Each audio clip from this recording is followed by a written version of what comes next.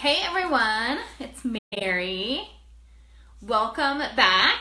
My second live video for today. This is my Wednesday motivation devotion Facebook Live. So coming to you from my office because today is really warm here in Minnesota. It is really hot out, really warm. And so I'm going to give you some encouragement and some motivation and then a devotion as well today here from my office. And then I'm going to also show you a couple of my absolute favorite leg moves, which you can do anywhere and don't require any equipment or anything like that. So, hey Cheryl, welcome.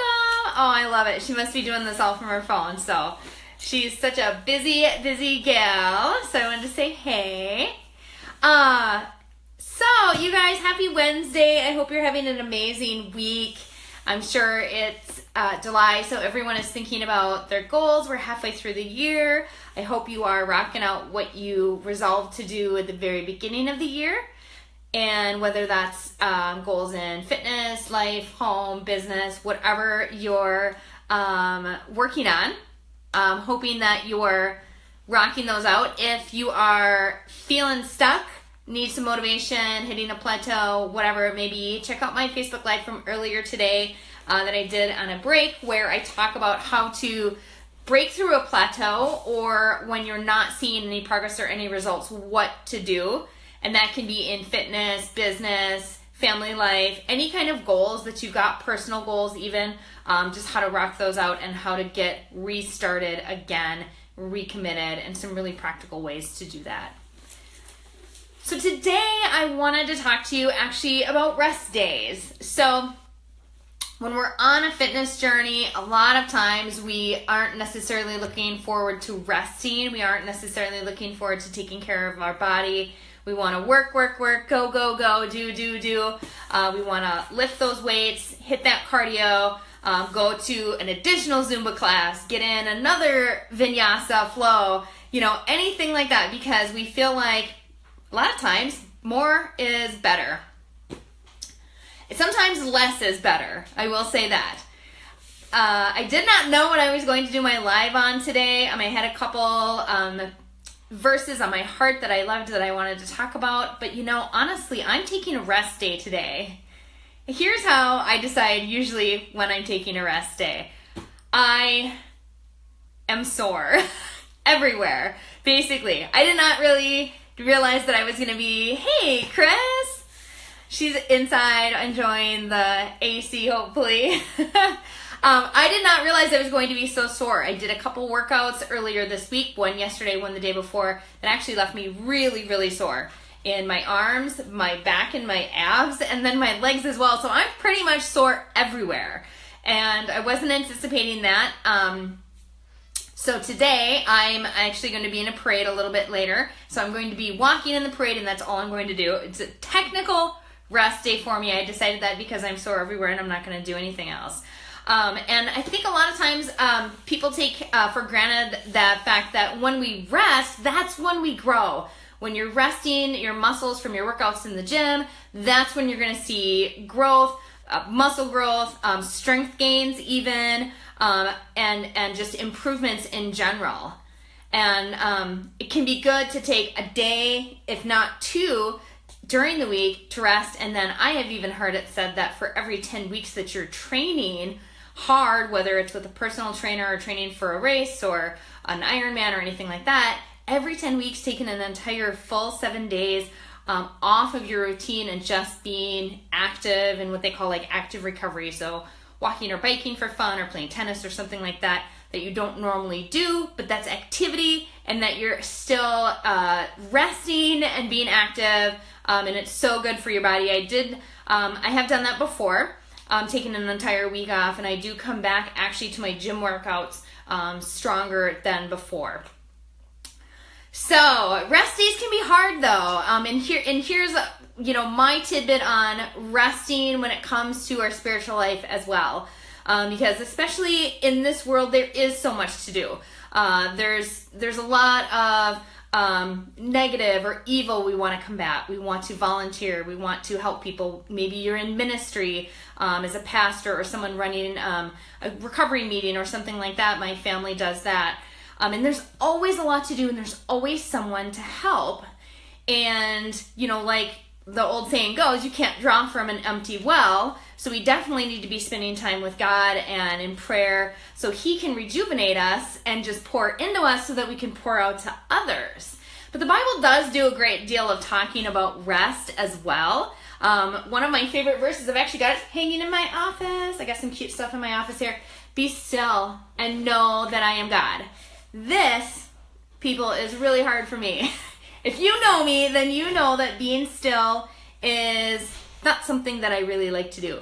I don't have like a be still day. I've got shoulder day and leg day and garden day and all kinds of stuff, right? But being still is a challenge for me. It really is. But I also want to read you, so that's a great verse, but I want to read you something out of Psalm 37.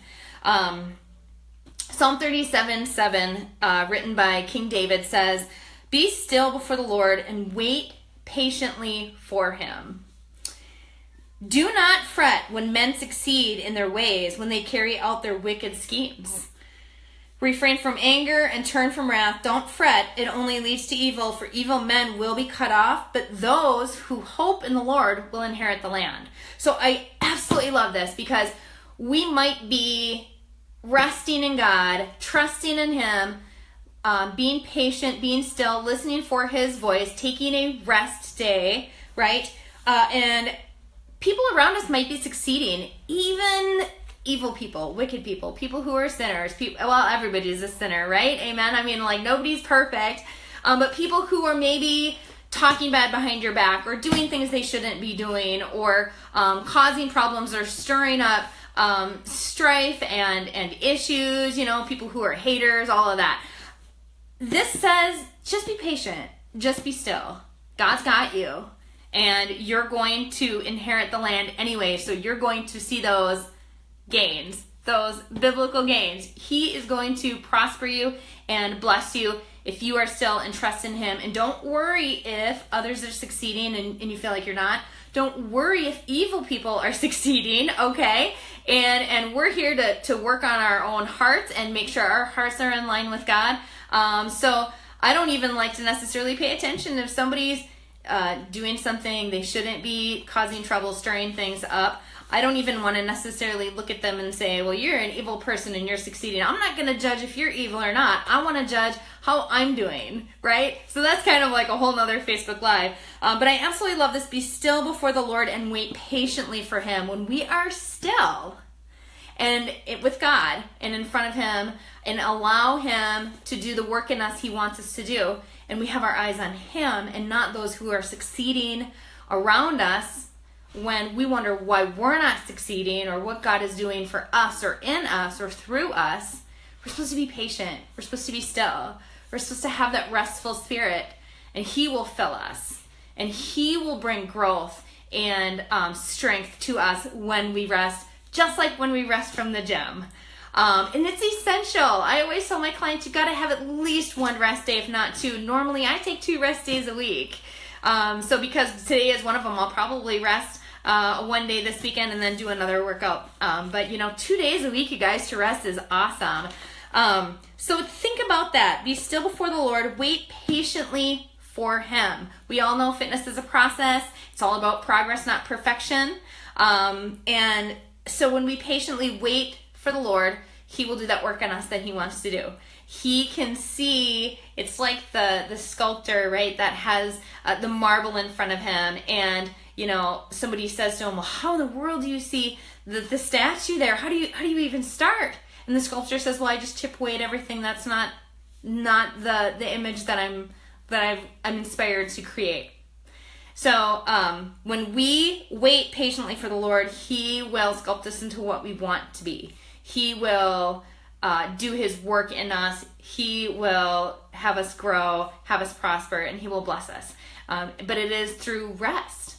And so that can be hard sometimes. So I'm going to scoot my chair back, and I'm going to give you a couple sweet leg moves that I absolutely love. We'll see if I can do them, because the back of my legs, my hamstrings are pretty sore. But I'm thinking that I can do it just fine for you. I'm going to scoot this back. And I'm gonna turn this just a hair so you guys can see me. The first thing I'm gonna do is gonna work my glutes and hamstrings and side of my thighs here, right? Kind of whittle it down. It is a curtsy lunge, or what sometimes people call a bowler lunge. Sorry, trying to make sure you guys have enough light. So what you're going to do, and actually I might move my phone really quick. Sorry guys, I am really getting the hang of the Facebook Live stuff. So there we go. Now you can see me in my stocking feet. Your bowler lunge or your curtsy lunge is exactly what it sounds like. I'm going to stand at an angle so you can see me. You want to take a step back and then put that foot off to the side. Drop your knee down. Okay, so if I'm here, I look like I'm going to bowl, right? So that's your bowler's lunge or your curtsy lunge is down and then up. You got to keep that knee behind your toe, right? And that front foot down and then up. And you don't have to step together. You can actually come down and then straight up if you want. Both my feet are pointing forward though, my back foot back and at an angle, down and up. Keep those abs tight always, down and up. Now the next one that I absolutely love, and this is great for the end of a leg day or an end of a really hard workout or even the end of a run or a cycle, something like that. You're gonna do killers against the wall. If you're my client, you know what they are.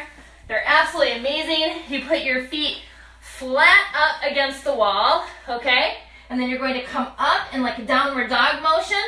Bring your knees down. Don't rest though, don't tap them. And then up and down.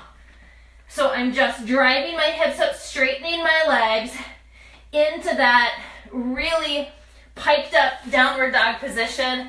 And it just rips up your quads, you guys. It's just amazing.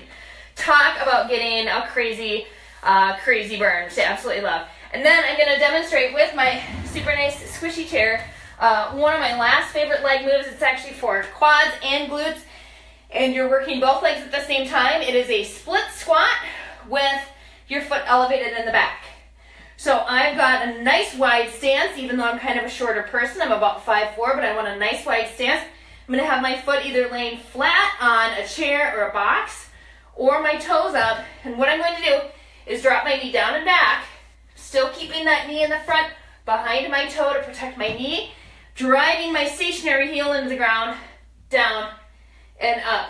Woo, just like that.